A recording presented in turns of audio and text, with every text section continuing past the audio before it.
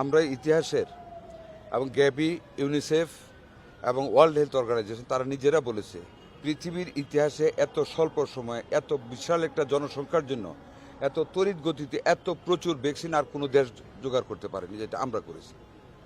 আমাদের ডাক্তাররা অনেক পরিশ্রম করে যাচ্ছেন। একটা ভেন্টিলেটর বিগত সরকার রেখে যায় নাই আমাদের হাতে, একটা মিজেলসের ভ্যাকসিন রেখে যায় নাই।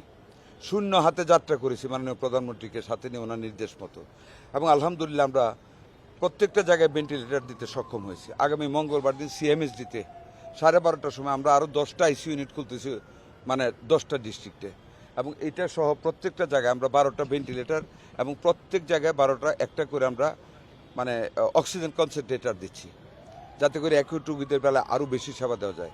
সিপ্যাপ না ওটা সিপ্যাপ আমাদের ICDWর একজন ডাক্তার তাহমিদ, উনি একটা প্রসেস ওই অক্সিজেনের জন্য যদি লাং বেশি ভেন্টিলেটরে কাজ না করে লাংকে গ্যাপ সৃষ্টি করার জন্য বাবল সেপ, এটা একটা নতুন প্রসার করেছে, ওইটাও আমরা দিচ্ছি বাচ্চাদেরকে।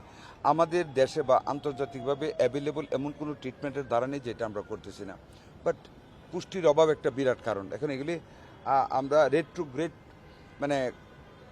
ব্যাক করতে চাই না, অতীতের দিকে সমালোচনা করতে চাই না, বাট আপনার এই বাচ্চাদেরকে প্রত্যেক বছরে 2বার করে ভিটামিন A দেওয়ার কথা। 2024-এ লাস্ট দেওয়া হয়েছে একবার, 2025-এ কোনো ভিটামিন A ক্যাম্পেইনিং হয় নাই। আমরা মাত্র এখন শুরু করেছি। আগামী জুন মাসের 10 তারিখের মধ্যে আমরা প্রচুর পরিমাণে ভিটামিন A ইউনিসেফের কাছ থেকে পাচ্ছি, এবং দেশব্যাপী আমরা এটা করে যাব। মায়েদের শরীরে পুষ্টির অভাব, বাচ্চারা পুষ্টি নিতে পারে না, ব্রেস্ট ফিডিং কম হচ্ছে, সিজারিয়ান বাচ্চাদের মায়ের শাল দুধ খাওয়ানো হচ্ছে না, বিভিন্ন কারণে বাচ্চারা পুষ্টি নিয়ে গ্রোথ করতে পারছে না, যেটার জন্য হাম বেশি আক্রমণ করতেছে। আমারও তো হাম হয়েছে। আগের দিন হামকে গামাসির বড় ভাই বলতো গ্রামের মানুষ, কিন্তু এখন কিন্তু হামটা অন্য রূপে এসেছে।